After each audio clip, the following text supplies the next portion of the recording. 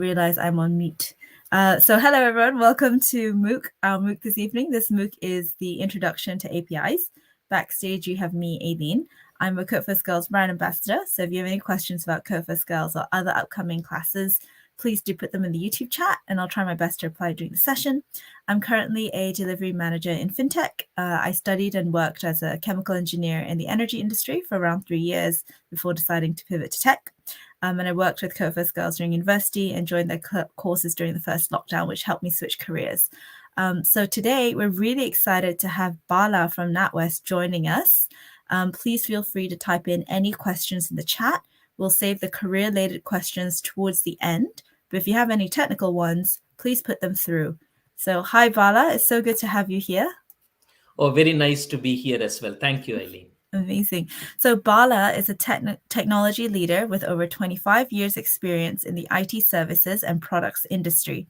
He has led global multifunctional teams to deliver critical platforms and products. He leads the API ecosystem platform in NatWest Group and is passionate about all things on APIs, platform products, and fintech. He also runs monthly API training sessions in the bank. And just to let you know that the YouTube video will be up for a week or two after the session today. So if you'd like to rewatch the content, you can do so by visiting the same YouTube link. So now I'm going to hand you over to Bala to kick us off. So yeah, take it away, Bala, when you're ready. Really excited. Oh, thank you very much, Aileen. Thank you. And good evening, everyone. Very happy to run this session on APIs. Let me just put up my slides. 1 minute. Share screen.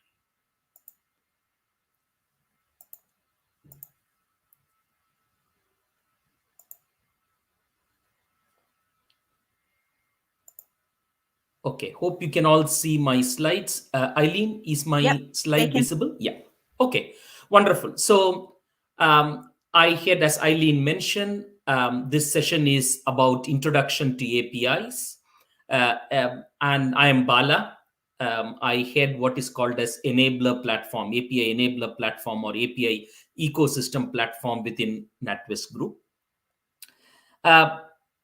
Really happy to be here. I like the subject of APIs quite a bit, and I run monthly training sessions within the bank on APIs. So really happy to be here. The agenda for the session today, I broadly want to cover 3 topics. It should take about sort of 40 minutes. And then I have left 20 minutes for questions, and I am happy to stay behind even after the 20 minutes if we have a number of questions to take. 3 topics I want to cover are, what is an API? So the real basics, and I want to illustrate that with real world examples. Then I want to go into a very important topic of API security. And again, I want to illustrate that with real life examples. Then I want to talk about how APIs fit into digital transformation. Again, the focus of my session will be on concepts. And therefore, I am not assuming any previous experience or knowledge of APIs. And normally when I run these sessions internally within the bank, it's a 2-hour session. So I've tried to sort of limit it to about 40 minutes. So I'm not going too deep in many of these topics, but I want to give you a very good conceptual understanding of these areas, if you like. So let me start. So what is an API? Now, API, as the acronym stands for Application Programming Interface. It's basically a contract between 2 software applications. And one application is making a request to the next application, and the second application is processing that request and sending a response back. It could be a successful response saying, yeah, the processing was successful, or it could be the processing was not successful and hence there is an error code passed. To give a real life example, we just had Black Friday. So I spent a lot of time on the Amazon shopping site. And once I have chosen all the items that I want to buy, I check out and I say pay. And let's assume I chose MasterCard as my, MasterCard, the credit card with MasterCard as my payment mechanism. And then Amazon tells MasterCard, hey, Bala has chosen multiple items. Here are his credit card details. And the total comes to $79.99. So Amazon sends a message to the MasterCard application with a request, to charge my card, and it passes some parameters saying, hey, here are the credit card details and here is the amount to charge the card. MasterCard does the processing. It checks whether I have enough credit in my credit card, etc. And luckily I have credit, so MasterCard says success. So in this example, two software applications, the Amazon shopping site and the MasterCard application, are talking to each other. This is the API. So Amazon sent a request to MasterCard. MasterCard processed that request and sent a response back. This request response combination, becomes the API. So in essence, API is a connector between two software applications. They can also be seen as a messenger. It carries messages from one application to the second application and back. And this is a very important concept to understand, because the power of APIs comes because of this role as connectors. Let's see one more example. Let's take a restaurant example. So, we all eat out in restaurants. Let's take a scenario where I'm going with a group of friends. I'm going into a restaurant. I am seated at a table. The waiter comes, gives me a menu card, and me and my friends select the items that we want from the menu card. And we are ready to place an order. The waiter comes along. We choose the items that we have that we want to order, and the waiter disappears for a few minutes, carries that order details, goes to the kitchen and conveys the order to the chef. And let's say half an hour later, the food is piping hot and ready. The waiter comes back with a smile, serves the food at the table. So the waiter in this example is the API. The waiter carried the request from me and my friends, the order details, back to the kitchen to convey that to the chef. And then after some time, when the food was ready, the waiter again picked up the food and conveyed it back to the table. So here is a message, here is a request and a response combination between me and my friends on one side and the kitchen staff on the other side. This is exactly, so the waiter is acting as the messenger, or the waiter is acting as the connector. So if we take this analogy, the waiter is acting as the API. Now, there is an important message, there is an important takeaway here, is me as a customer, do I really care about the type of oven used in the kitchen? As long as health and safety and hygiene conditions are satisfied in the kitchen, me as a customer to the restaurant don't really care whether it's an electric oven, gas oven, solar heated oven, or something else. And this is a very important concept in the world of APIs, because if for example, in our previous example, Amazon doesn't really care in which technology stack the MasterCard application is implemented. The MasterCard application might have been implemented in the Java stack, it might have been in the .NET stack, it might have been on the cloud, it may be anything, doesn't really matter. As long as the MasterCard application can take the request and it can process the request and can return a response within a short period of time, Amazon app doesn't really care about the technology used to implement the MasterCard application. And this is a very, very important concept, where the API consumer does not really care about the technology stack used by the API owner.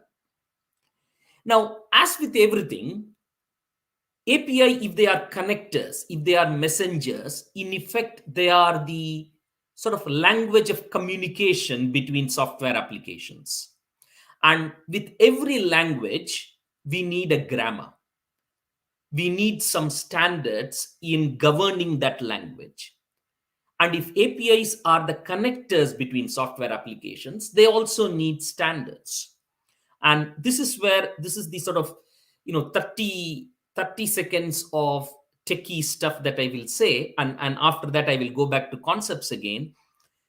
If you take most APIs, and there are some 30,000, 35,000 kind of public APIs available in the industry, most of the APIs follow something called as a REST architectural pattern. And that makes multiple software applications to talk to each other through APIs. As long as they satisfy the REST architectural pattern, they can talk to each other. And again, there should be a way, just like we have a dictionary to specify the words in a language, just as we have grammar to define how the words in a language should be combined to form a logical sentence, we have something called as an open API specification to say how an API needs to be written. Because we said when Amazon app called MasterCard, it sent my credit card details along with the amount to charge. These are called as parameters in that request. How should the parameters be specified? They are all mentioned in this open API specification. Now, you might think, hey, are APIs common? Do we use APIs in our day-to-day lives? Absolutely. In fact, I would go far to say APIs are ubiquitous around us. Let's take two very real-life examples. We would have all used a taxi service like Uber. It provides very good value-added services. With a nice UI, with a nice screen, we are in control as a passenger at any point in time. Where is my taxi? I have ordered a taxi. When will it reach my house to pick me up? And once I have got into the taxi, how long will it take for me to reach my destination? All those value-added features, putting the customer in control, is given by a taxi application like Uber. But what we don't know is in the background, the Uber application is exchanging the request and response with Google Maps. So all the location information, how long will it take for the taxi to reach my house? How long will it take for the taxi to drop me in the destination? All that information is given to me as a customer because the Uber app is communicating via APIs with the Google Maps application. We don't know it. It all happens in the background. But me as a customer, I get great customer service because I'm using one app, Uber app, but I get a lot of information to put me in control. That is because of this API calls happening in the background without my knowledge between Uber and Google Maps. Second example, I am a customer of Southeast Water. It provides water for me, for my house. Now, I recently got an email saying, hey, you've got a new bill. Go and log on to our site to look at the details of your bill, to download your bill. And I did just that. Now, when I go to the Southeast Water website, there is an email password that it asks. You can see on the screen. Now, I might have multiple utilities, and if every website is going to ask me, hey, give me your user ID password, I can't remember that combination, my user ID password combination. So what do? APIs have made our lives easy in this context as well. In fact, if you see at the bottom of the screen, you will see a blue sign in with Facebook and a red sign in with Google. Now, what I did, this is exactly what I did yesterday. I said sign in with Google. It it showed me a screen where I can log into my Google Gmail ID.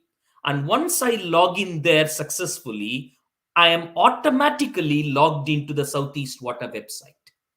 Now, how it has helped me is I don't need to remember the email address password combination for Southeast Water. And this is the trend in which many utilities, many other websites, they say, hey, we want to make the customer's life better, customer's life easy. So we are not going to force them to remember the user ID password combination. We will check that it is the right person who is logging in. That is important to check by sign in with Google, sign in with Facebook, with Twitter, etc. And what's happening in the background, the Southeast Water app is communicating with the Gmail app through APIs. And how it helps me as a customer, I get great customer experience. I don't need to remember 25 different email password combinations. And that's the power of APIs. So because APIs are connectors, they can really connect the dots. They can really enable software applications to communicate and handshake in the background, so that me as a customer, I get great customer experience. That is the power of APIs, and that's why APIs are very important to all of us, and we all consume APIs every day, whether we know about it or not. Now, I want to touch upon the second topic, API security. Now, let's look at what running a large API operation really means. Let's see why security is important. Let's take any large API operation. What springs to mind immediately is the Amazon shopping. We just passed Black Friday. There were, X million customers, all on the Amazon shopping site or on the app on that day, or in the days in the run up to that Black Friday. So any large retail application cannot say, hey, I'm going to relax on security because the number of users at that point in time is very high. Nobody can say that. Security is important at all times, when there are 1,000 users who are online, or when there are 20 million users who are online. Security is taken as a given, and it is absolutely critical. Fast response. Say there were 20 million customers on the Amazon shopping app on Black Friday. They would still expect a very fast response in a matter of seconds. Once I have added all the items to the basket and I am checking out and I say pay, I want the payment to be successful in a matter of seconds. And just because there are 20 million other users using that app at the same time, will I be content in waiting for 10 minutes for a response? No, I still want a response in seconds. And flexibility to pay, not just security, not just quick response. I still need a lot of flexibility. Customers ask for, hey, I need to be able to pay with multiple credit cards, debit cards, PayPal, so on. So a large API operation has to provide flexibility, security, and extremely good response times. So it's not running a large API operation is not easy. So what does an organization need to do? They need to give effective protection. By DOS, I mean something called as denial of service attacks. Hackers try to send millions of API calls in a very short duration, and they can basically make the customer experience of real customers, good customers, bad. And therefore, when somebody is running a large API operation, they have to have effective protection against these denial of service attacks. They need to monitor 24/7, Think of Google Maps API. It's a global application, and it is used by millions of users across the globe at any point in time, night or day. How does Google ensure that the users of Google Maps get very good response at any time of day, at any country in the world, because of 24/7 monitoring? The third one is scaling rapidly. Black Friday comes, Christmas will come soon, etc. So these are peak periods, and any API operation needs to be able to scale very fast to meet the increased demand. And it is also important when, for example, Amazon is talking to MasterCard, that the Amazon logs such requests made to MasterCard, so that later on, if a credit card is declined, then Amazon, if some transaction is disputed by a customer, there would need to be logging done in this API operation to be able to go back and check what really happened. Is a refund due, etc. So running an API operation, a large API operation, is not easy. You might have heard of this phrase, data is the new oil. If data is the new oil, then APIs are the new pipelines which deliver that data. Google Maps API helps us to get a lot of location information. And therefore, if an API is badly secured, it could become a source of data breach. And a data breach can have very bad consequences for any organization: reputational impact, financial impact, and so on. So API security is very, very important. Now, let's see what some very reputed organizations in the industry say. You would have heard of Gartner. Gartner made a comment a couple of years ago to say by 2022, APIs are going to become the most frequent reason for data breaches. Not only that, other organizations like, for example, Salt Security, these are security monitoring organizations, they say API traffic is growing month on month, year on year. But malicious API traffic is even growing faster. So organizations who create APIs, who design APIs, who deploy APIs, they need to take API security very, very seriously. And the whole area of API security is a very, very interesting topic, and it's a very broad topic. And it's a very evolving topic because hackers find newer and newer ways to break into systems, to misuse APIs to access really important data that they should not be looking at. So API security, that area does not stand still. It is a continuously evolving topic because the good guys have to find, they need to always stay on top of the tricks used by the hackers so that the good guys are staying 2 steps ahead of the hackers. Now, in the world of API security, there are 2 terms that are very commonly used: authentication and authorization. So what is authentication? What is authorization? And how are they different? Now, again, let's take a real world example. Let's assume, pre-COVID, when we were all traveling internationally quite comfortably, let's say we have just come back after a nice holiday. We are coming back into the country. At the international airport, the entry point, there is an immigration desk.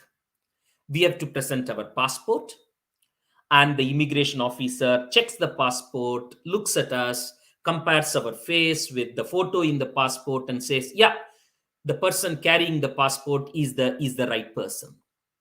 So authentication, so this passport check or this identity check is called as the authentication check. Is the person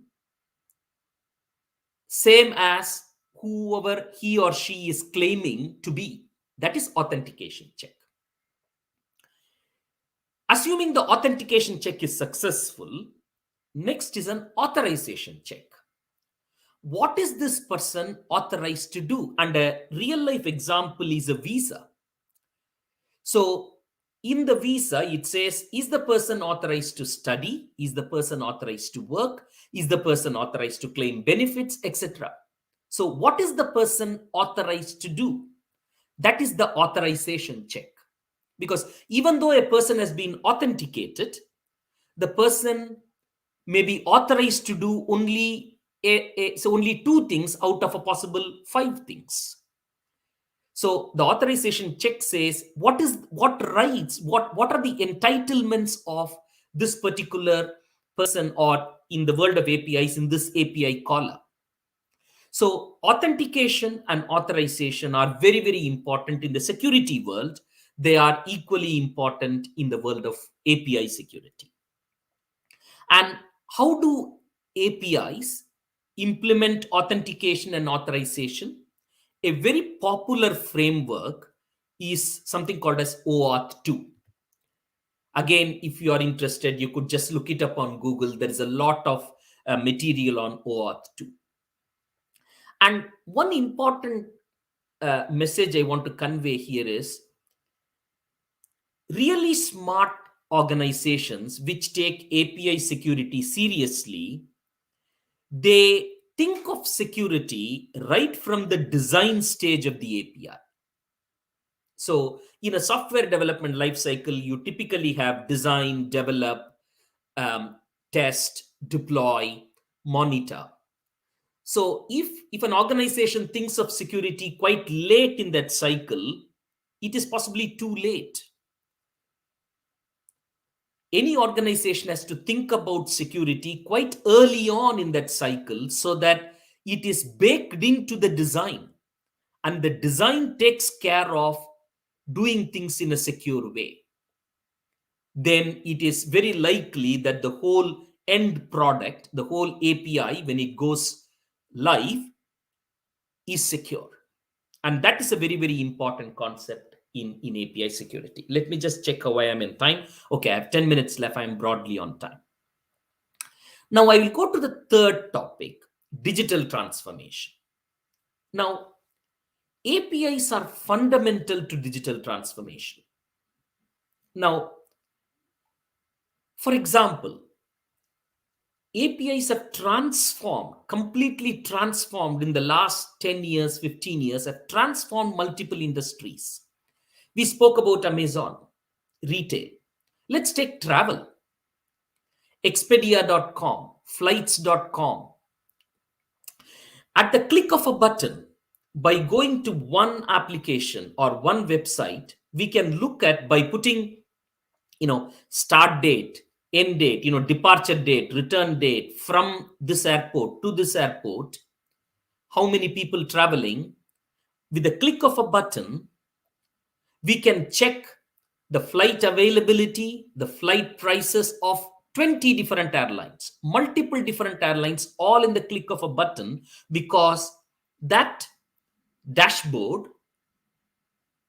let's say Expedia.com, is talking to all different airlines via APIs, collecting it passes some parameters saying, give me the flight details for onward travel on this date, return travel on this date, number of people is this, from this airport to this airport is the request parameter, and it gets those flight schedules and prices, and it collates everything and shows it to us, and we as customers or passengers are in control.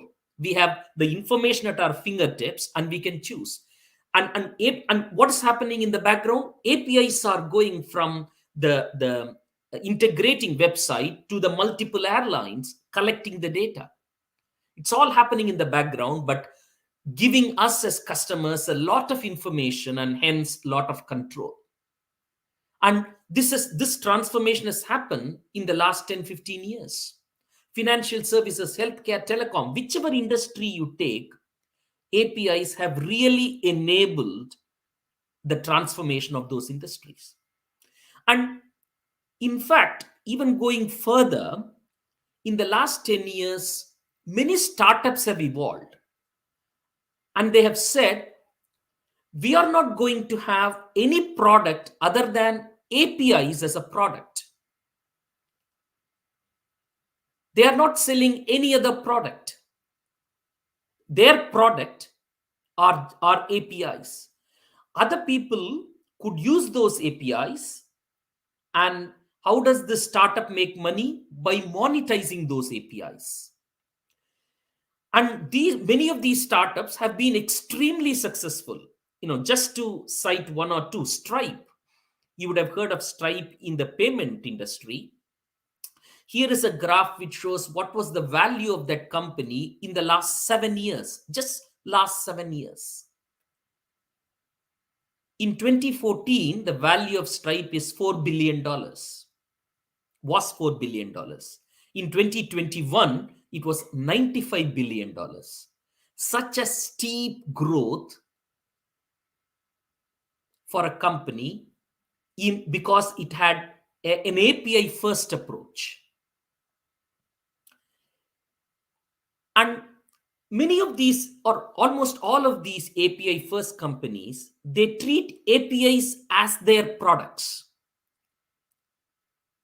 So if you go to their website, they say, these are my API products, these are available, these are the price points. Some are available as free, some you have a premium, and therefore the other organizations will have to pay for it. And just by monetizing those APIs, these organizations are extremely successful. And if their products are APIs, they need to follow a standard product lifecycle approach, which is about design, develop, deploy, run, monitor, and at some point retire, etc. So it is the standard lifecycle approach. API first companies adopt this approach for their API products as well. And API first companies also do something differently, which is the ecosystem thinking versus silo thinking. In a silo thinking, an organization says, hey, I want to do the right thing for my customers, and therefore I am going to create the products. I'm going to create all the products that my customer in this industry wants to consume, which is good, but that is silo thinking. In the digital world, things are moving very fast. Competition is very high. Speed to market is extremely important. And therefore, it is very difficult for any one organization to bring out all the products that its customers want. So in an ecosystem thinking model, an organization says, I will do what I am good at, but I am going to find partners in my ecosystem so that me as one organization combined with my partners together as an ecosystem, I can add a lot of value to my customers. And many of the API first companies adopt this ecosystem thinking. It's easy to say, but extremely difficult to implement.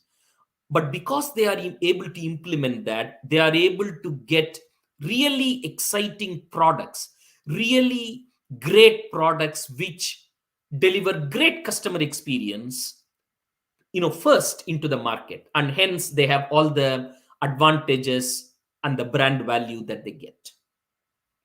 Now, I'm just conscious of time. I'm almost coming to 40 minutes. So one more thing.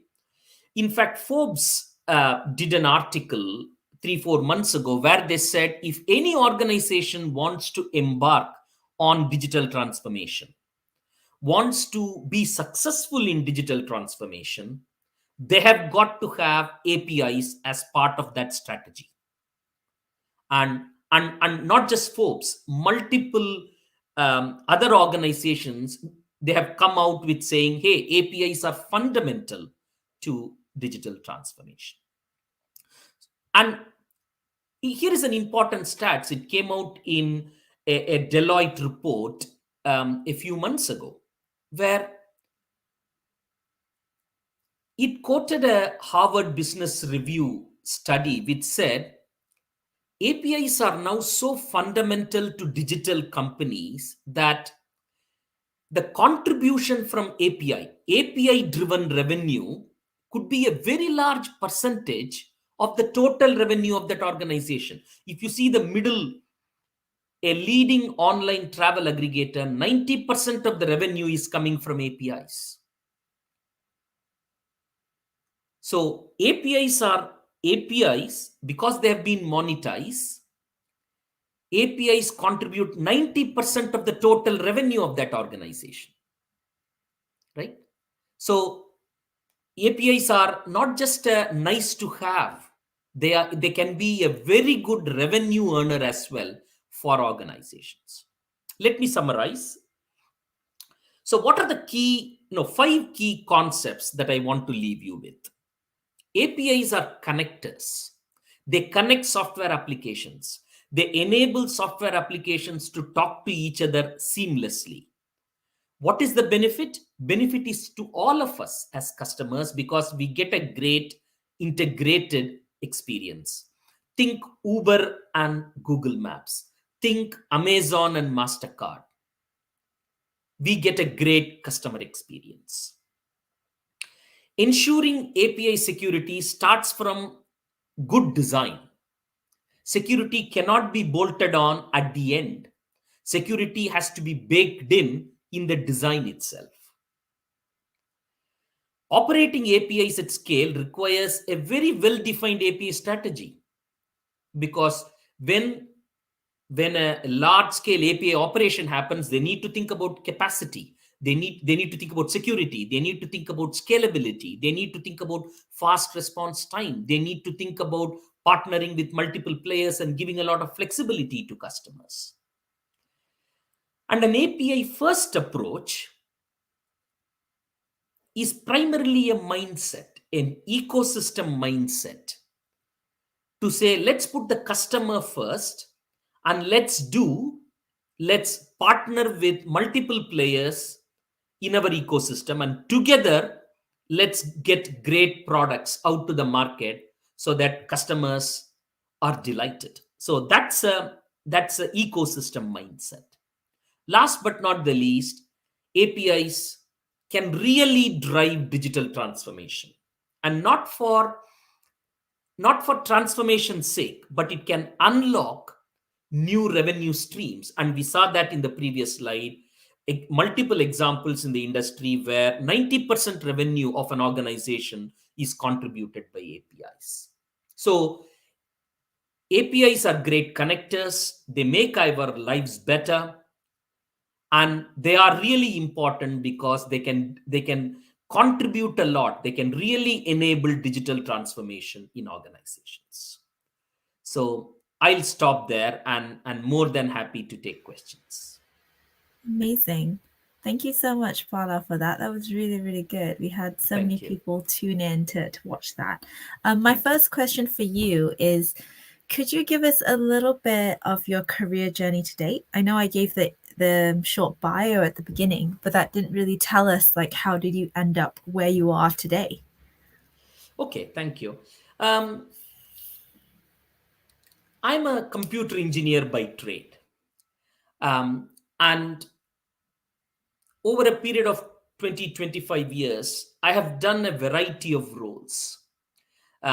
Initially, I started the first 10 years as a techie, doing a lot of programming in multiple different languages, then became a scrum master, became a delivery manager, then switched into the world of products, then into fintech, and the last 6-7 years into APIs. And one common and and it has been about leading. So in my current role, I lead global teams, multicultural teams, um, to put together an ecosystem platform so that more, other teams can write APIs, deploy APIs, and so on. So it's been a very interesting journey. It's not just technology alone. It is about leading teams. It's about working well with people across time zones, across cultures, in an agile delivery model. And what excites me is, can I get great products which make customers life better? And that's why I love APIs, because APIs by their very nature can integrate applications, software applications, and deliver great experience. So that's why I love APIs. That's amazing. Thank you for sharing that. Yeah, like you have 25 years of experience. So it's like, where do we start?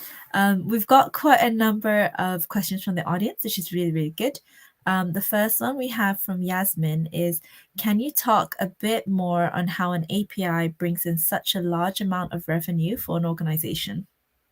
Sure. So let's take say Expedia.com, right? Um, it partners with multiple airlines. So Expedia.com will have a commercial agreement with multiple airlines, and some customers would like to go to an airline's website. Somebody would say, "Hey, I want to have choice. I want to look at all possible options before I decide on a particular airline for my holiday." So they might want to go to an integrator like Expedia.com, and then it will give me all possible options that I have given my parameters. So just by the power of bringing to me so much of information and giving me choice, and hence putting me as a customer in control, such integrators are very popular, and they will they will connect to multiple airlines, and there will be a revenue sharing model, etc. And that's how and it all needs to happen seamlessly, right? At the click of a button, within seconds, I need to see the options, and all options presented in a easy to consume way, because possibly I am looking at my airline options, at the end of a working day, really tired. I don't want to think too much. I want to make I want it to be easy for me to understand. So it is that having that nice UI, etc., is the value add. But then it gives me value, and they have those revenue sharing agreements. That's where the money comes in. Really, really interesting. Yeah, it's quite crazy how many things are just sort of integrated. There's always more than you think there is, but there's always like another partner there. Yeah. Thanks. We have another question from Sean. What are some other API-only companies you think that have done well? Yeah, so I'll cite another example. There are a number, and some are successful and some are not. So I don't want to paint a picture that every API first company has been successful always, and it has been extremely successful, etc. It is not easy to have that ecosystem thinking. So I mentioned Stripe. Many people cite Twilio in the telecom space, and Twilio's products are just APIs. If you go to Twilio.com, their products, what they sell, are APIs, and telecom companies could use them. Individual people like you and me could use them, and they will have something what is called as a freemium model. So some of that API products will be free, and then you start paying. It is for premium service, etc. Yeah. So Twilio is another example, I would say. All right, thank you. Another one from Yasmin. What's the best route to learn more about APIs? Wow, thank you. Thanks for asking this question. It is a great topic. And what is the best way to learn? Google. Just Google. There is plenty of material, publicly available material, available, medium.com, LinkedIn.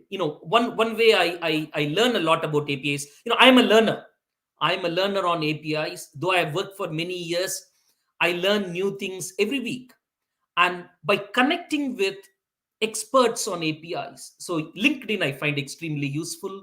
I connect with similar people who are passionate about APIs. They write articles, I write articles, there is exchange of information, and there is plenty of publicly available reports, available on the internet, and they have plenty of material on these. So I would say, if you are curious, if you have that passion to learn about APIs, the information is out there. That's really, really good. It's a good tip. Now I've got one from Louise. People always said JavaScript is not secure enough. Regarding this, what will be the potential future change? Will there be change in the near future? And then which language will likely be dominant, I think, in this area so far? Okay. I'm not an expert in this, but let me venture an answer. See, different languages have different strengths, right? And it depends on what we are using a particular language for. Some initial versions of some language implementations might have had some security loopholes, but the sort of later versions of those language implementations would have fixed those loopholes. So I would say, look at what you are trying to build, um, and build those. For example, people use Python for machine language, artificial intelligence, automation. Some people use Python for processing data, quite a lot of data, etc. So it depends on what you want to use that language for. Some are very specific in what they can be used for because that's their strength. Some are general purpose languages. So it is like horses for courses. Use the best language that satisfy or that will meet your requirements, that specific requirements. And always, great question. That shows that Luis is very careful about security. So specifically, if there are security loopholes in earlier implementations, it would have got fixed in later implementations of it. And if it is not secure enough, whichever language, try to avoid it if you can. Yeah. Great. We've got another one from Eliana, I think. Can you please explain a bit more about how authentication and authorization are implemented in the real world? Okay, wonderful, great question. Let me take a new real world example. Now, suppose I go into say any good hotel in the last few years. So when I go into the reception desk to check in, they ask for, hey, can you show me a passport or an ID card or a driving license? And they take that, they compare that with the name of the booking, right? That is authentication. But once they are convinced that I am the person on whose name the room is booked, they give me a key card. And that key card, let's suppose it's a holiday, and in that holiday I decided to be very generous with myself, so I have taken an executive suite, let's assume. Yeah. So they will give me a key card which will not only allow me to get into my room, but it will also allow me the next morning to get into the executive buffet room. It will possibly allow me to get into the gym. But if somebody is a hotel guest, but they have not taken the executive suite, or they have not rented a room, they have not taken a room in the in the executive floor, if you like, They will still have a key card, but that key card will allow them to get into their room. It may not allow them to get into the gym. So this is authorization. The key card has the intelligence to say whether me as Bala, when I go into the gym, when I insert the card into that card reader on the gate of the gym, on the entrance door of the gym, I don't need to call anybody. I don't need to punch in anything. The key card has that intelligence because it has got that authorization. And if at the reception time, when they authorized me in the key card, if that authorization says Bala can get into the gym, then the door will open. Otherwise, it will not open. That is authorization.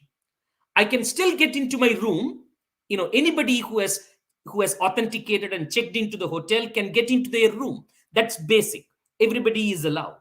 But there are extra privileges that somebody would have because of the type of room or what tariff they are paying. And all that authorization information, that intelligence, is in that key card. And that verification of that authorization happens without me calling anybody, me sending a WhatsApp message to anybody, nothing. It's all there. And this is a classic example of authentication and authorization. Thanks for that. That was really well explained, and really thank you as well, I think. Thank you. We've got another question from Carries. How long does it take to master APIs? Wow, great question. It never ends. It never ends. See,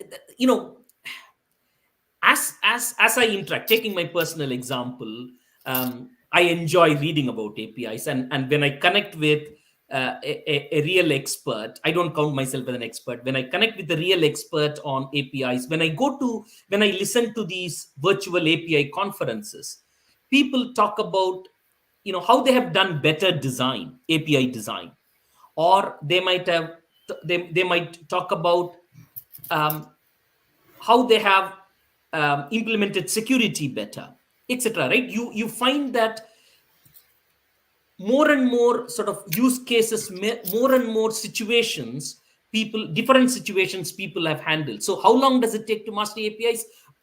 Possibly forever, but it's a journey. It's a journey, and it's a very interesting journey. Yeah, sounds really cool.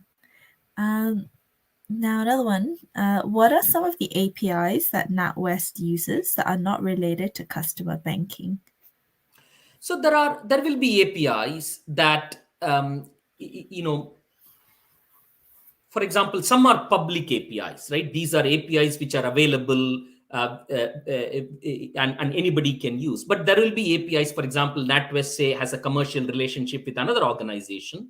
There will be some APIs that NatWest shares with that particular organization. So there will be such APIs which are not available to the public, but it's available to that particular partner organization. So it very much depends upon the commercial agreement between any organization and any other organization.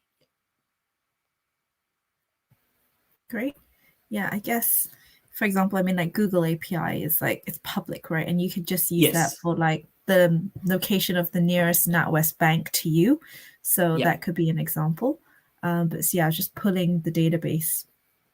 Okay. Another one similar along the lines of the API master. Where to start to become an API professional? Great question.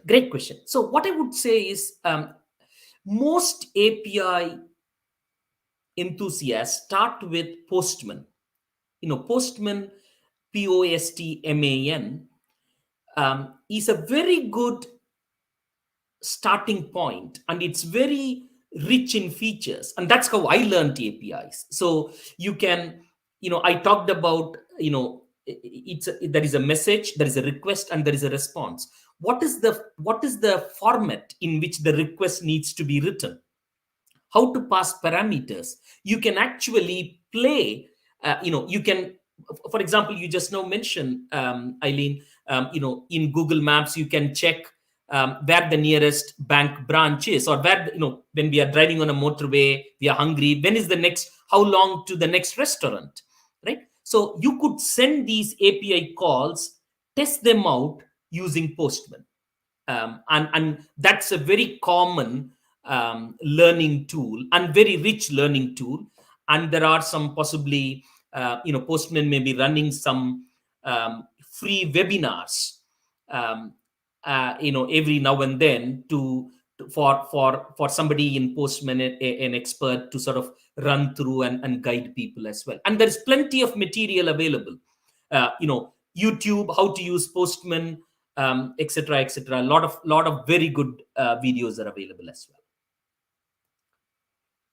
Just try it out. Get your hands dirty. Just try out. That would be good. Use the Google Maps API. If you possibly, for a given location, you might pass the latitude, longitude, and get something. So it's like, whatever parameters that particular API wants, if you pass it, you will get a response back. Yeah. So just try it out. Yeah. Yeah.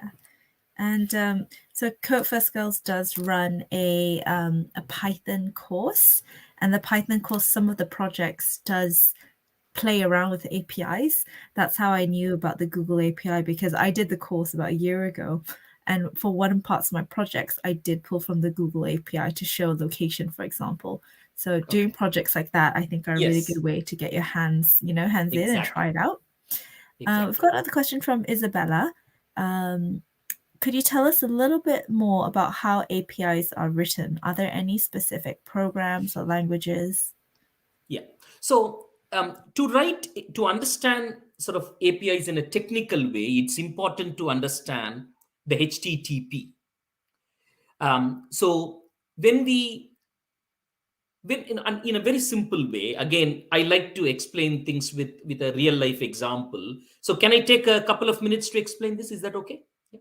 So let's take before the digital world, right? If I am hungry, I want to order a pizza, I call Pizza Hut or any other pizza provider and say, hey, this is the world before websites, let's assume. So what offers are you doing today?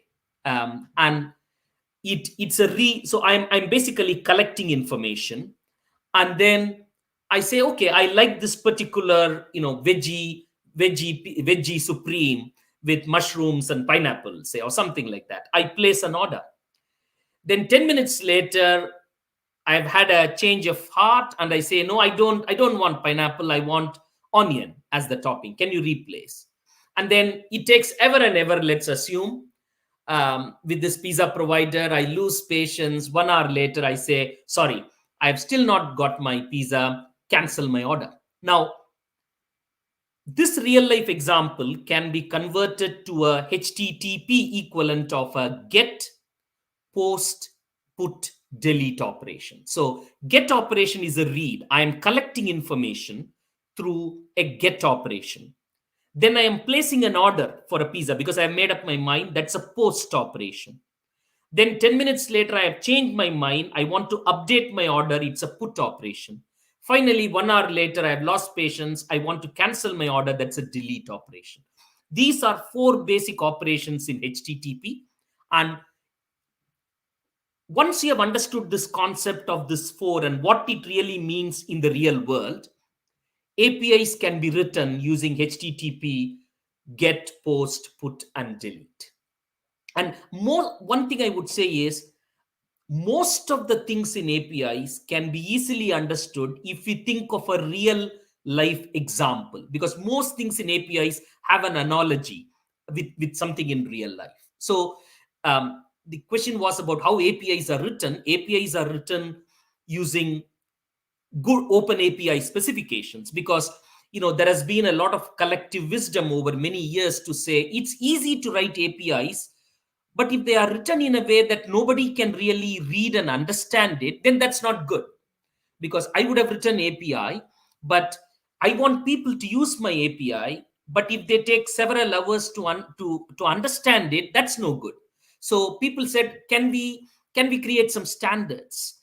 And that's where the REST standard, the REST architectural pattern came in, and the open API specification came in. And this is all very similar to the grammar in any language, as I was mentioning before. But if you understand the basic HTTP get, post, put, and delete equivalent to the pizza order 4 stages, then you are halfway there in writing the APIs. Very good. Yeah, I really like the examples. I think that's really helpful for people to visualize. Thank you. Thank you. Yeah, I got lots of comments saying thank you for answering, so inspiring. And there's another from Louise. Which API do you like the best? Wow. Great question. Oh, I'm really torn. Google Maps is my personal favorite, because I use it so widely. I use it. I mean, if I don't have access to Google Maps API, I'm the type of person who gets lost very easily when I'm driving. So it's a lifesaver. I can't live without it, and it's just very good. Just very good. Yeah. Very good. Great. And then some of the questions is like, would you have done anything differently in your journey so far to get where you are? Was there one specific point, do you think, that you should have done this differently or something like that? Great question. Wow. One thing I did, rightly or wrongly, was every sort of 5 to 7 years, I have tried to reinvent is a big word, but I have tried to acquire new skills and move to, make myself ready to take on a different role, a complementary role, but a different role. And that has been very important because it has kept me very interested, but it has also kept me relevant because, as you all know, technology industry changes very fast. And we need to constantly, every few years, or rather continuously reskill ourselves, right? That's absolutely important. But one thing a common thread across my career has been big, working with people across time zones, across cultures. I think that's fundamentally important, whichever stage of career somebody is in. And as people grow in their career, they will be leading teams, they'll be managers, they'll be managers of managers, and those people skills become even more important. But in the technology industry, technical skills are important, but even more important than technical skills, because technical skills can be, relatively speaking, easily learned. But those people skills, ability, because in the technology industry, most things these days are getting done by agile scrum teams, which means it's a multifunctional team, most possibly geographically distributed, possibly even distributed across multiple time zones. And therefore, ability to work with people, ability to work across cultures is really, really important in any role in this industry. That's really, really good. And what do you look for in people that you want to work with?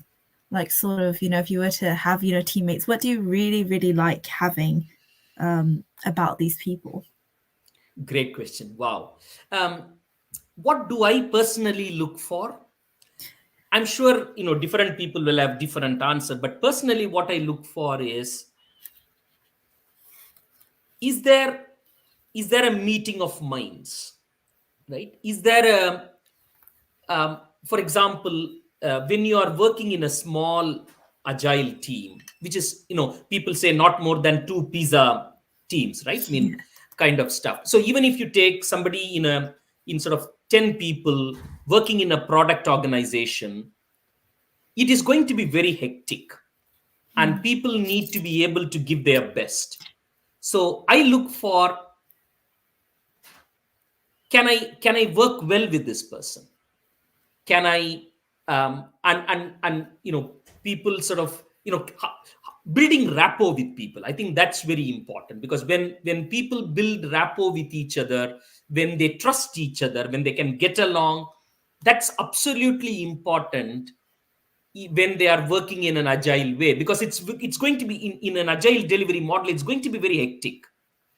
It's going to be a lot of learning and a lot of delivering as well. And therefore it would be great if if if if people get along very well in that. But again, see, that's the ideal, that's the nirvana. What in reality, it's about, can we manage conflicts? Because when you bring in a team, if they have worked before together, and hence they might have a great rapport and trust between them. But if it's a new team being put together, it is some, people will have better rapport with some people, not so great rapport. But even in those situations, do people have the maturity to be able to manage those conflicts, and to still um, you know help other people to be the best version of themselves, I would say. And if you take a very ideal nirvana, Google did a study a few years ago where they introduced the concept of psychological safety.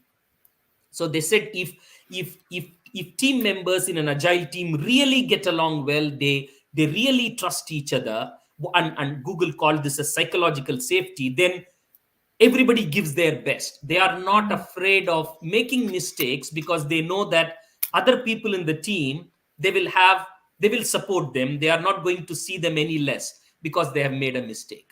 But it takes a while for a team to reach that level of trust and rapport with each other. But that's the great state to reach. Oh, that's amazing. That's a really good answer. Thank you. Thank you for sharing your insight with that. We've got one final question from Sean. It's saying, you worked as a Scrum Master. What courses or skills would you recommend to improve your agile working skills? Okay, great question. It's two things I would say. One is listening skills, because when you bring in a cross-functional team, it is very important to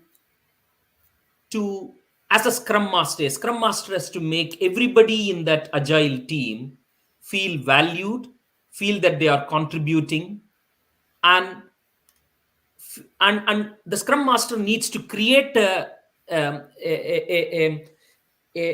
situation where everybody is able to give their best, everybody is able to speak out. Some will be extroverts, some will be introverts in the team. The scrum master, a very good scrum master, would sort of create the scenario where extroverts give enough airtime to introverts as well, and it would and make that. So listening is very important, I would say. Second is ability to use technology when an agile team may not all be co-located, right? Because especially in the COVID situation, agile teams are spread across the globe. It may be in different time zones. There may not be a lot of overlap in time between them. There are great utilities available in the market like Slack, where people can work collaboratively, but still in the reality of geographical distribution, time zone distribution, they, they can still collaborate and work as a single team. So using the right technological utilities for collaborative working is another important thing, I would say. Okay, that was very, very good. Thank you for taking that. I think the final question before I sort of close out the Q&A is just, what's the one thing you want everyone to take away from tonight? Okay, wonderful. Thank you. There was only one objective in my mind when I prepared the material for this is, can I trigger an interest, a real interest on APIs? Can I convey to you a few concepts, not technical jargon, but just a few concepts on APIs, and mirror them with real world examples, because the concepts can stay in a person's mind for a long time. That was my objective. So the key thing I would say is keep learning. So have that hunger to learn. I think that is that curiosity to learn, that real eagerness to continuously learn something new, I think is the one that I would wish people to take away. That's really, really good. Thank you so much. Like, you've got so many comments from the people saying that, they really, really enjoyed, your sharing with us and all your answers. People were saying as well, it's been very well explained and very insightful. Thank So you. that's really, really good. So yeah, really happy to have you here, Bala.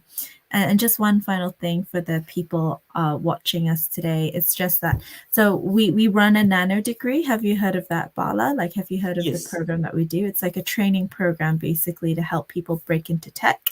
Yeah. And NatWest is sponsoring 10 places on the spring nano degree. So it's just sort of for people watching, this is your opportunity if you want to get into, APIs and the tech world. This could be a good way to do it. So applications are live on the website, and I'm going to paste that in the chat. And they will close on the 17th of December in 2 weeks' time, I believe. So yeah, students, I really encourage you to just apply for it. And it's such a world, that's out there in tech. Like Bala has explained APIs, and that's just like one small part of it as well. So yeah, so I'll close out. But thanks so much, Bala, for joining us, and I hope the rest of you guys enjoyed it. Thank you Right. very much. Thanks for very patiently listening to me, and thanks for the questions. Really nice, really great interaction. Thank you very much. No worries. Have a good evening, everyone. Bye bye.